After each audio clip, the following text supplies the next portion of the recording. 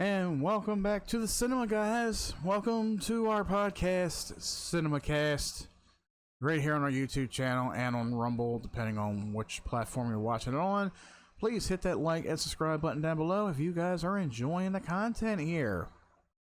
So let's take a look into this. I want to say it's a cult classic. It came out a little over 10 years ago.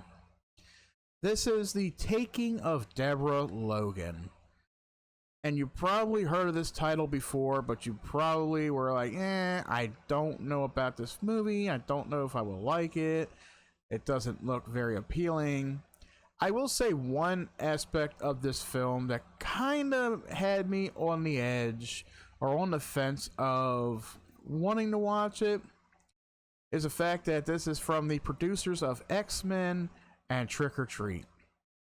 Now, I will say the movie Trick or Treat was a 2006, it was like a 2006 or 2007 horror anthology movie.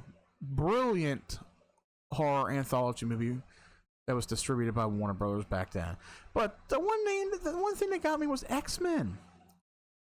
X-Men is a Marvel comic which was turned into a TV show, which turned into a live action movie in 2000. So I'm like, okay, when you place something like from the producers of X-Men on here, you can't take it too seriously in a way.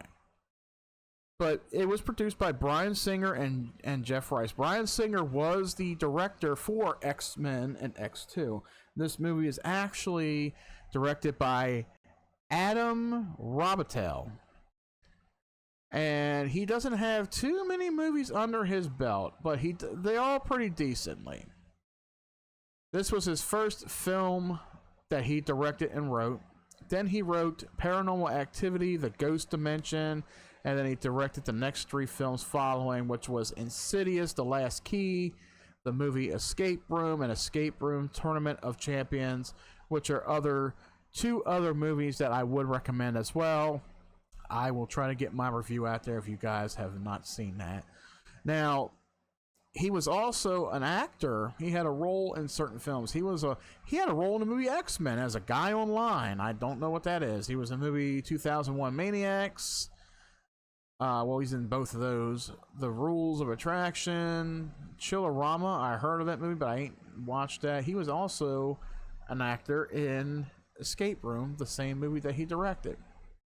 So yeah, that is Adam Robitel, the director of this film. Now, this is a 2014 American found footage supernatural horror film. Now, I have said in a few other episodes where I talked about found footage horror films. I am a sucker for found footage horror films. I am. And a lot of them, well, pretty much all of them, are fake plot stories, some of which they do offer a little bit of seniority to them. They do offer a little bit of truth to them in a sense. Take a review that I did sometime called The Last Radio Call, where the scenario, the setting of that movie was the Yorktown Memorial Hospital, located in Yorktown, Texas, which is an actual location. The hospital was legitimately haunted for decades, but the story told in the movie was fictional. But you got a movie like this, supernatural horror, and on the cover you see this demonic looking old woman.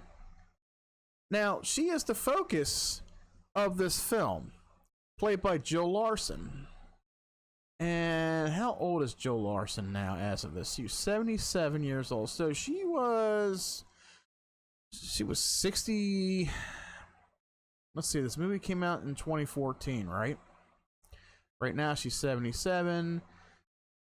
She was about 60, 62, 63 maybe. I don't know. Somewhere around there. Maybe, I don't know. She was in her 60s, I want to say. Maybe late 50s and early 60s. So, this movie was set in Virginia, and it tells the story of a documentary crew making a film about Alzheimer's patients who uncover something sinister while documenting a woman who has the disease. That, all the while there, makes the film's plot a little more interesting.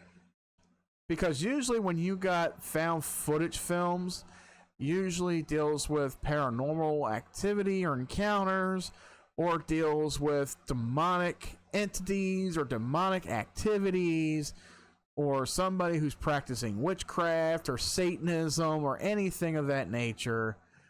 Now, in this movie, it's about a weak-minded little old lady who is suffering from Alzheimer's disease, but more and more tangle on throughout the film, because Alzheimer's, I'm pretty sure there's probably people out there that don't understand or know what Alzheimer's is. Maybe you're of the Gen Z group who probably never heard of it or don't even know what it is. So let me go a little bit into it, because that is what is affecting the main character of the story. Alzheimer's disease is a neurodegenerative disease that usually starts slowly and progressively worsens. It is a cause of 60 to 70% of cases of dementia. The most common early symptom is difficulty in remembering recent events. As the disease advances, symptoms can include problems with language, disorientation such as getting lost, mood swings, loss of motivation, self-neglect, and behavioral issues. So there's a lot of different factors when it comes to Alzheimer's disease. I'm not going to give you a full history lesson on it. If you guys, however, want to learn up more about Alzheimer's disease, if you don't know anything about it, read up on it. There's books, there's articles and such. Now, going into this movie, I did hear that there was definitely something wrong with this woman. There's even a scene from this movie that lingers around on the internet as a meme, or maybe you've seen it in videos popping up randomly in your feeds, about a woman who's standing there on camera with her mouth wide open trying to eat some young child, and they eventually stop her from doing that. Yes, that is a scene from this movie, which happens much, much later on, and that's as this woman is progressively getting worse to the point of a possible demonic possession of her body. Now, mind you, the Alzheimer's disease, while it deteriorates your mind in a sense, it deteriorates who you are. When it comes to certain movies, when you learn about demonic possessions, when you learn about the paranormal, if you watch movies of that nature, some of them will have a priest in there explain how easy it is for demons to possess a human being, which is where, you know, they're not very strong-minded, they're very vulnerable, they're weak. So in this poor woman's state of mind, she is very much open to demonic possession. She has no control over her thought process. She has no control over anything that happens. She may not have any kind of religious faith in her to really recite or whatever. So it makes her very open for a demonic attack. And then, of course, you know, things start turning for the worst for this woman. Now, I think the only name that I recognize in this film is actress Anne Ramsey. She was in movies such as A League of Their Own, Critters 4. She was in the Planet of the Apes remake from 2001.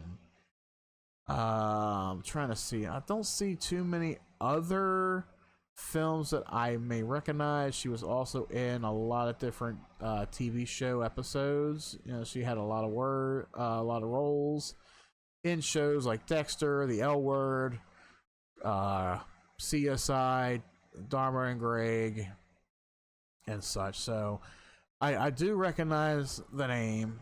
You know, I sort of recognize the person. So she has a role in there, and there's not too many people that are playing in this film. And it was produced by Bad Hat Harry Productions. What is it about a lot of these production companies with these weird names? Like, why can't it be something down to earth and normal, you know? Well, Millennium Entertainment, which I guess was acquired by Alchemy, they distributed it along with Eagle Films. It's a 90-minute movie, and this was released, October 2014. So, just in time for Halloween of that year. Yeah. So this movie, going into it, I was very open-minded. I had low expectations, even though reading the reception. Now, mind you, if you're somebody who's not into found footage, or if you're into found footage, I will go ahead and give you the reception right now before I talk about the movie. The movie holds a 92% approval ratings on Rotten Tomatoes, based on the reviews of 12 critics, an average score of 6.6 out of 10. Ain't It Cool News called it a found footage done right, one of the most effective entries in the popular subgenre, while the Wrap named it a Netflix horror gem, calling the film one of the freshest entries in American possession horror. Nerdist and Dread Central both wrote mostly positive reviews of the film, with Dread Central commenting that while the film would not appeal to everyone, if you're looking for a spooky little film that's free of pretension and sometimes logic and are getting into some quick shivers, you really cannot go wrong.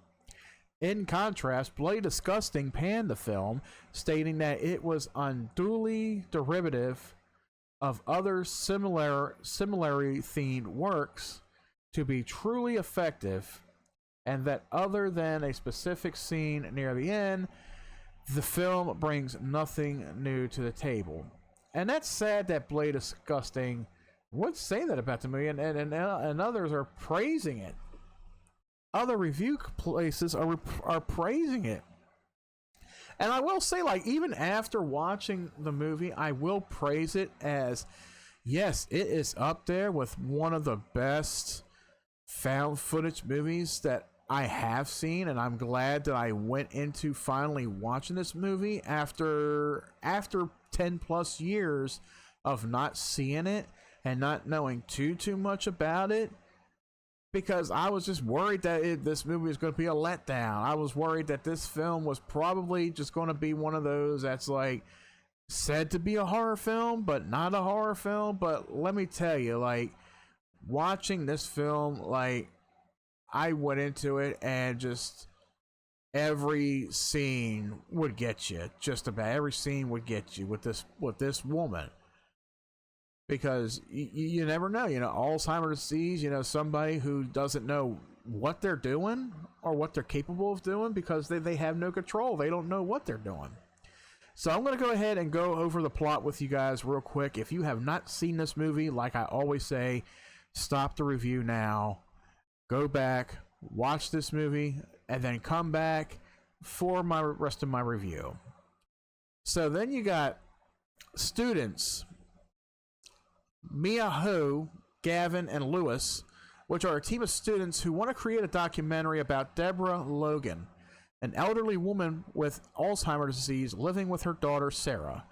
As the film crew records her daily life, Deborah starts to exhibit increasingly bizarre actions that her personal physician states are normal for someone with an aggressive form of Alzheimer's. However, cameraman Lewis begins to notice that her actions defy normal explanations and expresses concern that something supernatural is occurring.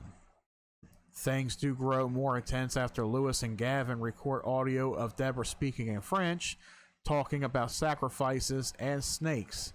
They notice that the line for 337 at her switchboard continuously rings. The line belonged to a local physician, Henry Desjardins, who disappeared after a series of cannibalistic ritualized murders of 4 young girls. Deborah's behavior becomes so extreme that she is hospitalized for her own safety. Dismayed, Gavin quits the film. So yeah, there is a lot already to take in right now. They learn a little bit about the family's history. They learn about Sarah, the daughter. They learn about Deborah and her history. Even while on camera, you could definitely see that there is something oddly wrong with Deborah Logan throughout the film. And of course, you do have those found footage moments where it's like stationary cameras focused on bedrooms and hallways and then certain things happening at night, especially one particular scene where she is in the kitchen just standing there looking at cupboards. Next thing you know, she's on top of the kitchen counter holding a shovel, and there is no time lapse within the footage. It's just straight, she's there, and then it's like she teleports to the countertop and then she's gone, that kind of thing. So there is a lot going on right now.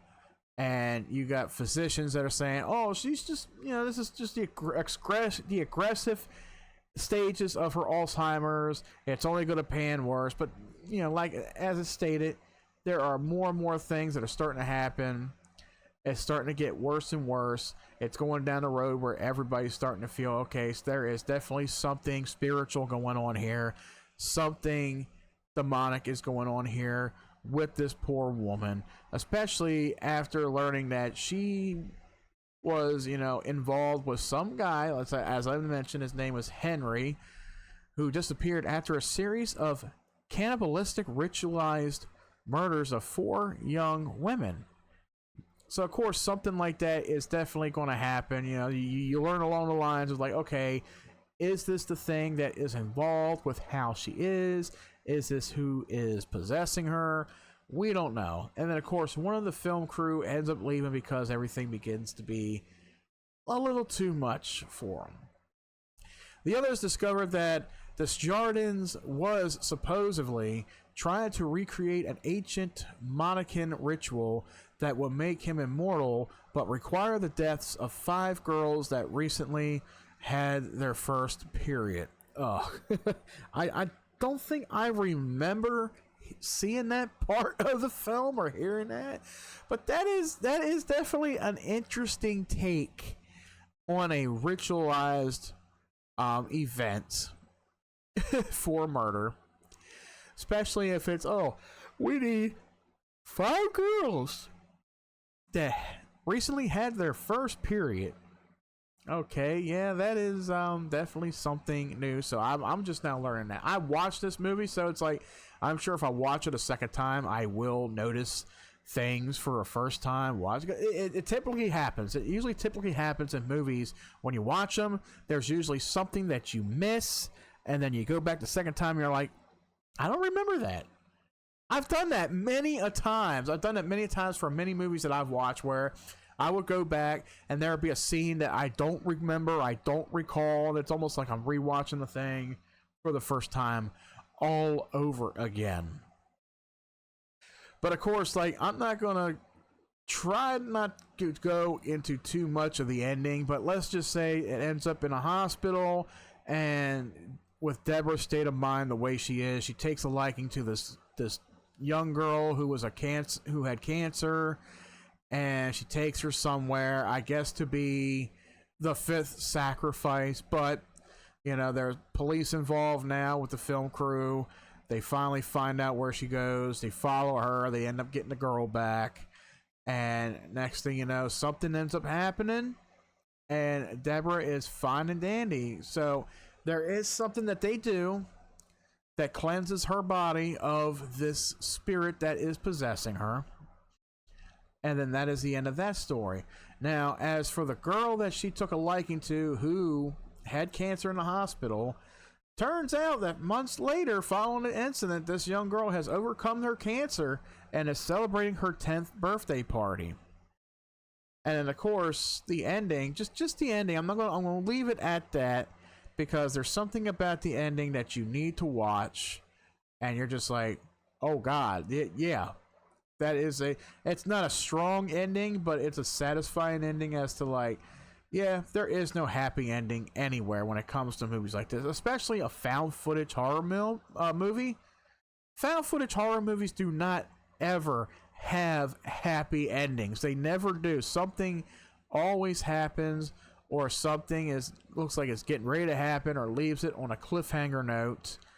That's where this movie left off. I feel that maybe there could have been a sequel to follow up with this film, but going in the sense of following this young girl from the movie or something else, I don't know. But overall, with this movie, after watching it just once, I will say that I was very impressed with how the movie did turn out. The story was very well paced for a typical found footage horror film. The character the character Deborah Logan is somebody that you definitely follow along. Like, she is the star of the film. It's like you don't even care about the camera crew. You don't care too much about the daughter. You're focused on this woman. You're just focused on this woman and her actions. This is a woman who is suffering from an actual disease, or said to be suffering from an actual disease, and she is a victim. She was very open. She's very vulnerable, left by this disease. And in the spiritual realm, she is left open and vulnerable for demonic possession. And it really starts to deteriorate her throughout this film, and you see it. And of course, there is a happy ending for this woman, but like I said, horror films of the found footage subgenre usually do not have happy endings, and this movie did not have a real happy ending. It left it on a cliffhanger note, but sadly, we won't be getting a sequel. We haven't got a sequel to this movie, but I will say, this movie, they've done a very brilliant job with trying to terrify audiences with this film. It's nothing new. If you've seen one found footage movie, you've seen them all basically, but they all have different structures, different stories, different characters, and it's always something new. The subgenre itself brings you back wanting more, even though it could be a completely different story structure. You got different characters, you got different plot situations. It's just something about the subgenre that leaves you hooked, and it's been a staple in horror for over 30 years, and it's not going to go away anytime soon. As long as there's somebody out there with a degree in filmmaking, with a passion to making a film that is strictly just holding a camera, or even if you got a really good cell phone that takes really good film, it takes really good video, by all means, anybody can film a found footage horror film.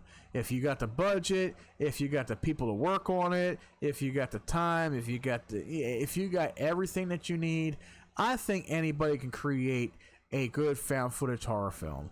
But I will say, if you take it in that note, don't make it cringeworthy. Don't make it to where the dialogue or the characters are very bland or boring or like, these guys suck kind of thing.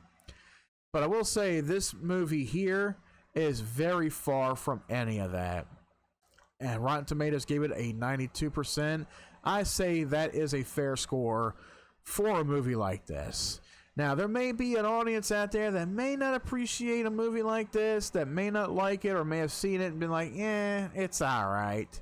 I will say, my personal recommendation, I did enjoy this film. I did enjoy the story. I enjoyed the journey following this poor woman suffering from this disease. Because I know people who have had dementia. I know people who have had Parkinson's. Diseases like that eat away at you physically and mentally, it can be very heartbreaking in a sense. It's very hard, especially, from a disease like this. Like, something could always happen. If you're very spiritual, if you believe in that kind of stuff, something is possible to happen, of a religious belief. But, you just got to take caution with that. Anybody who is Alzheimer's or they have dementia and they start speaking in tongues or whatever, then you got to get churches involved, and then things start going downhill from there. So yeah, it's a slight possibility that something can happen to somebody who does suffer from these diseases. It's a slight possibility if you're a believer, but other than that, I just leave it to Hollywood to entertain me with those notions. So the rating I will give The Taking of Deborah Logan, I will give this movie a 9 out of 10. I definitely do recommend it. There may be some, this movie may shortchange you a little bit in some areas, but I will say, like, it will leave you wanting more. It will leave you expecting more, and it's just the overall feeling after watching this. I'm just like, damn, that was a good movie. I really did enjoy it. I really did enjoy how the story unraveled itself surrounding this one character. So, what'd you guys think about this movie? Did you all see The Taking of Deborah Logan? Did you like it? Did you hate it? What are your thoughts on it? Please leave your comments down below. Let me know what you think about this movie. And that does it for today's episode of Cinemacast. I would like to thank you guys for coming in and checking out today's review. Please leave a like and subscribe down below on your way out if you guys have yet to do so. Today's feature was The Taking of Deborah Logan, a definite recommendation of mine if you guys are into the subgenre for found footage horror films. And that is it. I'm out of here. Take care, guys, and until next time, see you right back here at the cinema.